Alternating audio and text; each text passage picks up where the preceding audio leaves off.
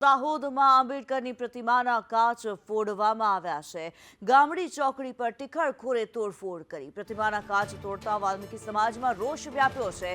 પોલીસે ઘટના સ્થળે પહોંચી તપાસ હાથ ધરી છે। દાહોદથી જે ઘટના સામે આવી રહી છે, જે પ્રતિમા મૂકવામાં આવી છે, 4 રસ્તા પર મૂકવામાં આવેલી પ્રતિમા કે જેના કાચ તોડી નાખવામાં આવ્યા છે। પ્રતિમાના કાચ તોડતા વાલ્મીકી સમાજમાં રોષ પ્રવર્તી રહ્યો છે। હેમલ પંચાલ વધુ વિગતો જણાવી રહ્યા છે। હેમલ, વાલ્મીકી સમાજ રોષમાં છે। આંબેડકરની પ્રતિમાના કાચ તોડી નાખવામાં આવ્યા છે, શું માહિતી?